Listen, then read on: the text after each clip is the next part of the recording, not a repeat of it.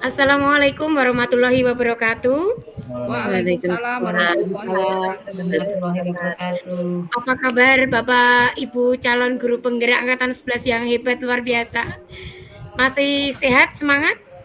Alhamdulillah. Alhamdulillah. Baik, sebelum kita memulai fasilitasi Lokakarya yang keempat, yaitu penguatan coaching, alangkah baiknya jika kita berdoa dulu bersama sesuai dengan agama dan kepercayaan kita. Monggo berdoa, dipersilakan. Berdoa selesai. Terima kasih Bapak Ibu guru penggerak, calon guru penggerak angkatan 11. Masih ingat ya-nya guru penggerak mboten? Masih. Masih ingat ya? Masih, Oke, Bu. kita mulai. Guru penggerak angkatan 11. Bergerak, menggerakkan. Baik, terima kasih. Semoga tetap semangat sampai nanti ke Lokakarya yang terakhir gitu nggih. Bapak Ibu, izinkan saya sebagai fasilitator, Bapak Ibu semua, saya Ida Yulasi Herawati dari SMPN 2 Kwadungan. Pada sesi kali ini Bapak Ibu, kita akan membahas tentang penguatan coaching. Tujuan pertemuan kita adalah peserta, yaitu Bapak Ibu sekalian, mampu mengidentifikasi kekuatan, area pengembangan, dan menyusun rencana perbaikan dalam proses pembelajaran yang berpihak kepada murid. Oke. Tidak perlu berlama-lama lagi Bapak Ibu. Nanti kita akan berada dalam sesi ini sekitar 2 jam ke depan atau 120 menit. Ini saya temani Bapak Ibu dari pukul 8 sampai pukul 10. Semoga tidak mengganggu kegiatan Bapak Ibu yang lain. Baiklah, kita langsung saja. Ini saya ada kasus Bapak Ibu. Sudah saya tampilkan di Jamboardnya, linknya sudah ada di chat meet, sambung tampil linknya. Sudah, Sambung. Oke, monggo bisa diisikan di situ. Akses saya tampilkan Bu, dulu. Di sini ada 2 kasus Bapak Ibu. Kasus yang pertama, Pak Anto mendatangi Bu Sinta untuk meminta solusi dari permasalahan dalam mengelola kelas. Nah, sebagai guru senior, Bu Sinta tuh berbagi pengalaman dalam mengelola kelasnya. Menurut Bapak Ibu calon guru penggerak angkatan 11 ini mentoring ataukah coaching Bapak Ibu? Monggo. Mentoring, coaching, atau konseling? Silahkan dituliskan di samping kasus. Solusi.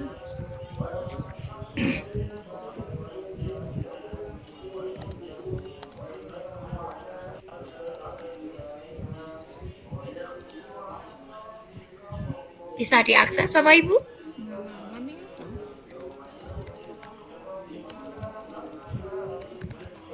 Atau mungkin ada yang ingin menyampaikan secara langsung, raise hand mungkin? Sambil menunggu rekan-rekan yang lain menuliskan di Jamboardnya. Sudah menuliskan, Bu. Oke, siap. Nah, ini dari Bu Wantea mentoring. Dari siapa nih, Kingge? Mentoring ini siapa ini? Joko. Tanpa nama? Joko. Oh, Pak Joko. Itu mentoring. Dari Bu Yuli juga mentoring. Luar biasa ini. Janjian ini ya, mentoring semua ini. Dari Bu Yeni juga mentoring. Dari siapa ini? Bu Anika? Mentoring? Baik, semuanya menjawab mentoring. Kemudian kasus yang kedua Bapak Ibu, kita lihat. Pak Anto masih belum menemukan solusi ternyata. Kemudian dia mendatangi Pak Ridwan. Nah, di awal pertemuan ini Pak Ridwan menanyakan tujuan yang dikehendaki Pak Anto itu apa begitu. Nah, menurut Bapak Ibu sekalian, apakah ini coaching, mentoring, atau konseling? Monggo dituliskan di samping kasus. Baik, dari Pak Joko ini coaching. Dari siapa yang menikah coaching? Iya, coaching lagi. Nama. Oh iya, siap. Dari Bu Anteyangge coaching, dari Bu Yuli juga coaching. Coba saya ingin ke Pak Joko. Pak Joko, kenapa tadi pada kasus pertama itu memilih mentoring, mengatakan mentoring? Terima kasih, Bu Ida.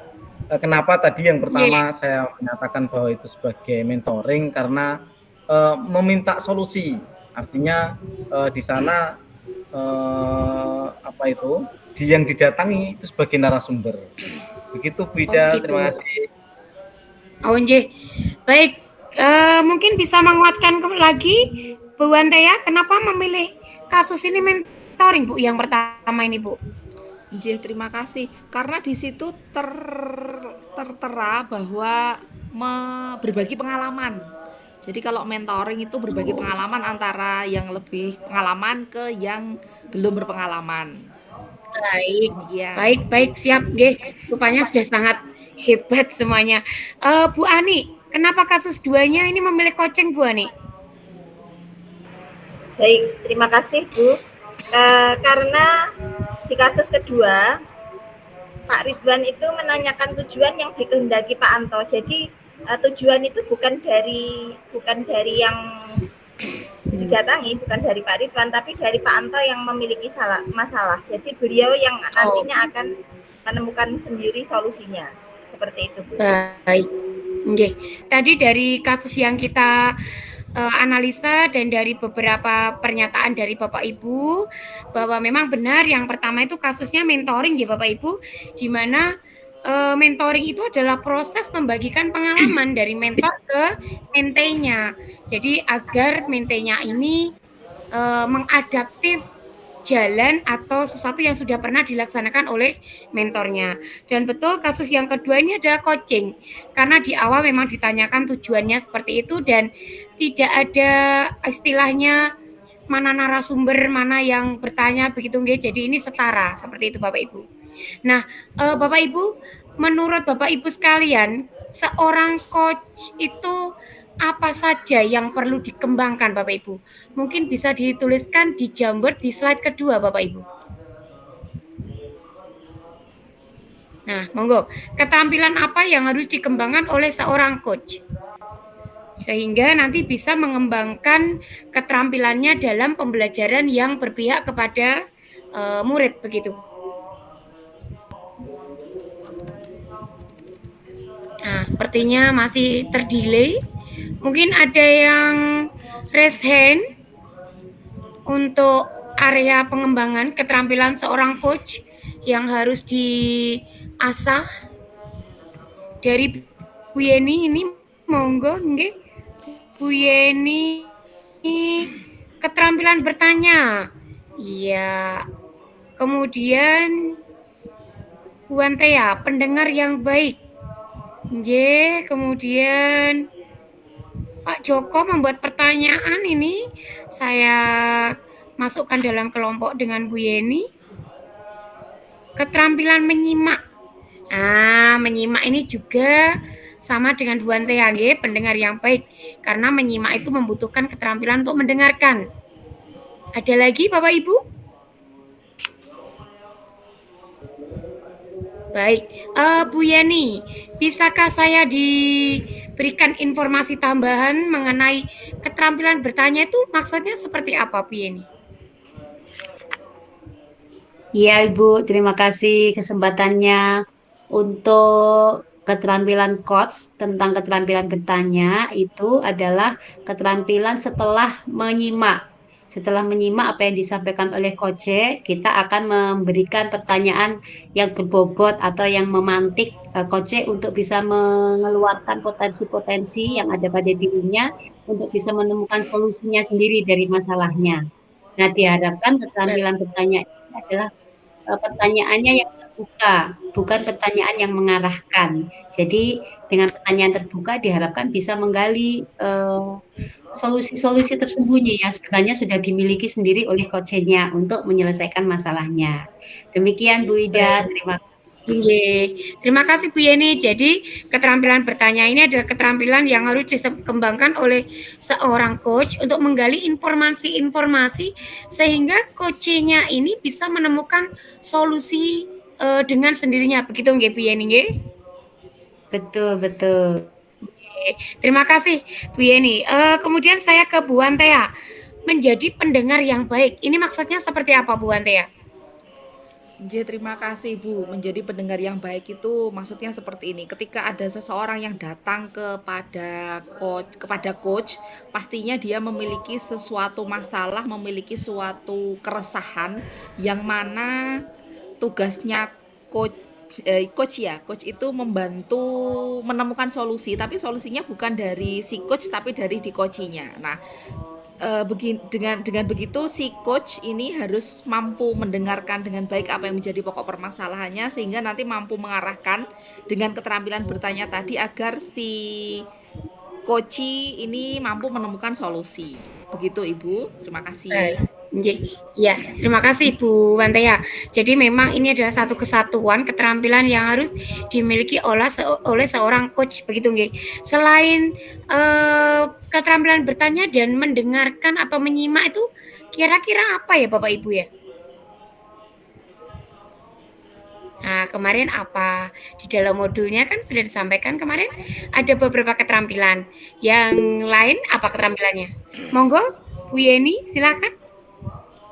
Ya, saya teringat satu lagi Bu, bahwa sebagai seorang coach itu harus hadir penuh, fokus kepada Betul. coachnya, begitu. Betul. Nggih, betul. Seorang coach memang harus hadir penuh, konsentrasi, fokus sehingga orangnya ada di depannya ya jiwanya juga harus ada, pikirannya juga harus di sana karena kalau tidak apa yang disampaikan oleh coach itu seorang coach tidak akan bisa menangkap pesannya seperti itu. Jadi betul menyimak, kemudian bisa memiliki keterampilan bertanya dan hadir secara penuh. Selain itu Bapak Ibu, seorang coach juga harus bisa mengkonfirmasi. Mengkonfirmasi apa? Mengkonfirmasi kebutuhan dari coachnya. Jadi tujuannya tuh apa? Coachnya tuh bisa mengiring apa yang diinginkan betul oleh coachnya. Selain itu Bapak Ibu, seorang coach juga harus bisa mengklarifikasi rencana-rencana yang nanti akan dilaksanakan oleh coachnya. Jadi setelah ada pertemuan pertama, akan ada pertemuan kedua, dan selanjutnya sampai tujuan itu berhasil dilaksanakan. Seperti itu nggih Bapak Ibu. Oke, saya kira pertemuan kita sudah waktunya harus selesai karena sudah 120 menit. Kalau lebih dari 120 menit rasanya sudah tidak efektif lagi. Sebelum saya tutup pertemuan ini, saya ingin bertanya perasaan Bapak Ibu setelah mendapatkan penguatan coaching ini bagaimana Bapak Ibu?